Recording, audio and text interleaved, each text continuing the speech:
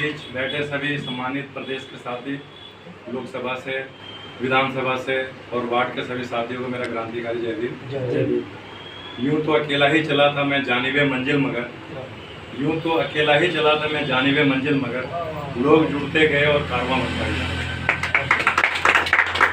साथियों, ये भीम आर्मी जो है सहारनपुर से चल के और आज पूरे दिल्ली प्रदेश से लेकर के पूरे भारत में फैल गई है। ये जो है मतलब अकेले ही चले थे, एक हमारे नेता, और आज इतने सारे लोग जुड़ गए। और ये भीम आर्मी जो है एक पार्टी नहीं, एक विचारधारा है। ये बहुजनों की विचारधारा है, दलितों की विचारधारा, शोषित वंचित दलित, गरीब, किसान, मजदूर, मजलूम, हमारी बहनें, सबकी विचारधारा है ये। और इस विचारधारा को मजबूत करने के लिए समय समय पे हमारे को पद से सम्मानित किया जाता है, ताकि जो है हमारा भी मनोबल बढ़े और हम समाज में शोषित वंचित और बाबा साहब के बताए हुए जो भी संविधान के जो दायरे में लोगों के साथ जो है काम करें, और जो भी हमारे लोगों के साथ मिसहैपनिंग होती है उसके लिए हम उनकी आवाज़ को बुलंद करें, क्योंकि ये एक आंदोलन है। भीम आर्मी एक आंदोलन है।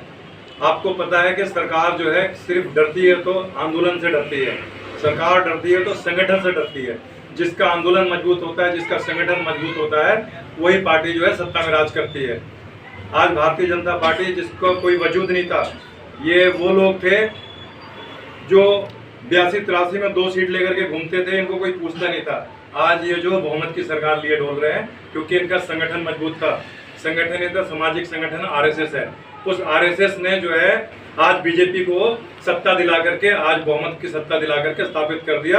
और लगभग भारतवर्ष के सभी राज्यों में, कुछ राज्य छोड़ करके बीजेपी शासित ही राज्य हैं, और सत्ता में भी, केंद्र में भी पिछले जो है 2 बार से नरेंद्र मोदी की सरकार है।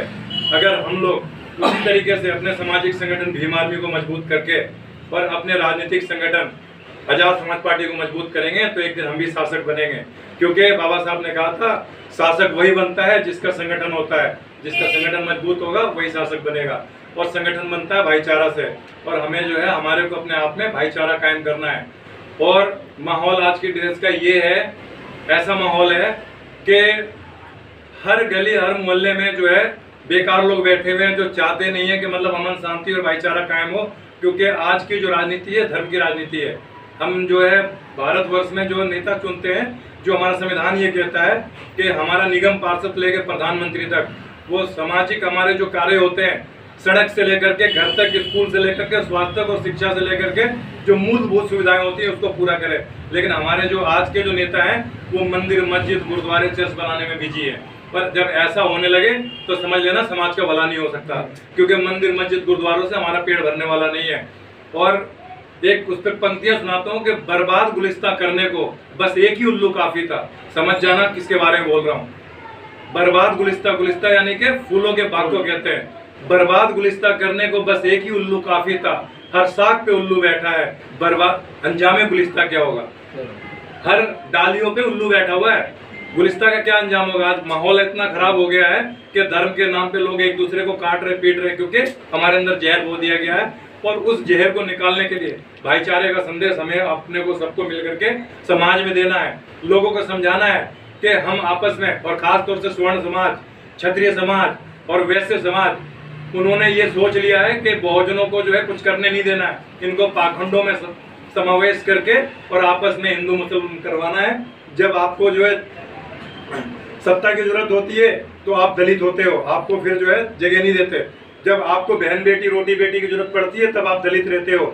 जब किसी मुसलमान से लड़ाई करनी होती है तब आप हिंदू होते हो। और एक भी ऐसा बंदा नहीं होता, कंसल बंसल और त्यागी और मिश्रा, ओझा, झा और कोई तिवारी जो जाकर के झगड़ा करे। किसी भी दंगे फसाद में ये लोग नहीं जाते हैं। हमारे लोगों को सामने करके ढाल बना करके हमें लड़वाते हैं, हम लोग मुकदमे खाते हैं। ये डीएम, कलेक्टर, एसपी और एसएसपी बन करके सत्ता में मजे ले रहे हैं। तो हमें अगर शासक बनना है तो हमें जो है अपने आप में भाईचारा कायम करना पड़ेगा, और हमें ये सोचना पड़ेगा। और समय समय पे कभी भी आप एक चीज को नोट करना, जब भी कभी भी ऐसी स्थिति आती है प्रदेशों में, किसी घोड़ी पे चढ़ने की बात होती है, कोई मुसलमान किसी दलित भाई को घोड़ी पे चढ़ने के लिए उसका बहिष्कार नहीं करता है।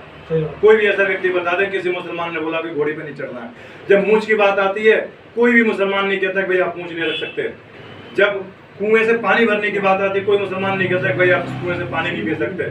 ये सब वही लोग करते हैं जो पाखंड में डूबे हुए हैं। लेकिन वैसे हमारे को आपस में लड़वाते हैं। तो हमें जो बाबा साहब का स्वतंत्रता और न्याय और बंधुता की बात सिखाई थी, उस पर चल करके हमने अपने पार्टी को मजबूत करना है। और जिस पार्टी का सबसे ज़्यादा प्रचार प्रसार होता है वही पार्टी जो है कामयाब होती है।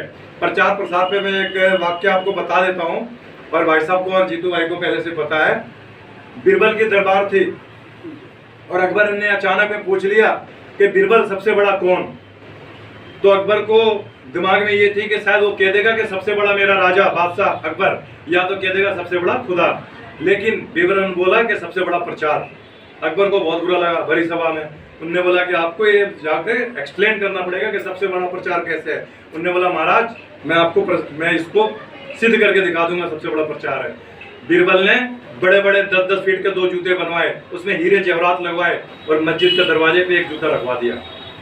मस्जिद के ऊपर दरवाजे पे लगवाया। सुबह सुबह नमाजी आए, अब उन्होंने वो जूता देखा, उन्होंने सोचा कि भाई इतना बड़ा जूता इंसान का तो हो नहीं सकता, तो या तो ये अल्लाह के फरिश्ते का जूता है। अब उस जूते को लेकर के राजा के दरबार में पेश किया गया। उसकी शोभा यात्रा निकली, जगह जगह घुमाया गया। जब राजा के दरबार पे वो जूता आया तो राजा ने भी नतमस्तक कर दिया। अकबर ने भी उस जूते के हाथ जोड़ दिए और सब जोड़ जाड़ करके, लेकिन बीरबल फिर भी गायब था। जब फिर वो जूता वापस आ गया दरबार में और बीरबल को बुलाया गया कि भाई तू क्यों नहीं आया। ये जूता जब निकाला गया, शोभा यात्रा निकली और अल्लाह के फरिश्ते का जूता था, तो तू क्यों नहीं आया। उसने बोला महाराज मेरे को तो पता नहीं कौन से फरिश्ते का जूता। तो बोला ये जूता। कहता है ये तो मेरे दादा के पूर्वजों का जूता है। ये कहता ये कैसे तेरे पूर्वजों का जूता हो सकता, इतना बड़ा जूता तेरे पूर्वज पहनते थे। कह रहा महाराज मैं इसको साबित कर दूंगा। बोला कि साबित कर। उसने अपने घर से दूसरी जोड़ी मंगवा ली। जब दोनों जोड़ी देखी तो राजा बड़ा शर्मिंदा हुआ। बोला कि इसके पूर्वज को ही मैंने नमस्ते कर लिया। तो सिर्फ वो प्रचार प्रसार था, क्योंकि लोगों ने प्रचार प्रसार कर दिया था कि अल्लाह के फरिश्ते का जूता है, तो राजा नतमस्तक हो गया था। तो जिस दिन हमारी भीमानी का प्रचार प्रसार हो जाएगा उस दिन हमारी सत्ता स्थापित हो जाएगी। और अगर सत्ता स्थापित करना है तो हमें सबको मिल करके बाबा साहब के स्वतंत्रता बंधुता और न्याय के साथ मिल करके हमें समाज में जाना है।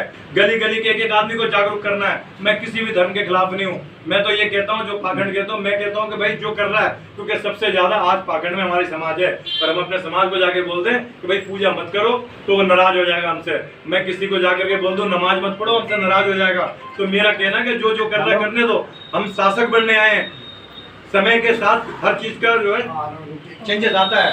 अगर शासक बनना है तो अभी किसी के पूजा पदवी और नमाज रोजे और किसी जो है चर्च और गिरजा पे आप कोट ना करके, आप अगर जो है सत्ता स्थापित करना है तो लोगों के अंदर स्वतंत्रता बंधुता और भाईचारा कायम करवा करके, आपसे समन्वय बना करके और हमारे SC ST OBC माइनॉरिटी के लोगों को इकट्ठा करके हमें जो है अपनी सरकार स्थापित करनी है।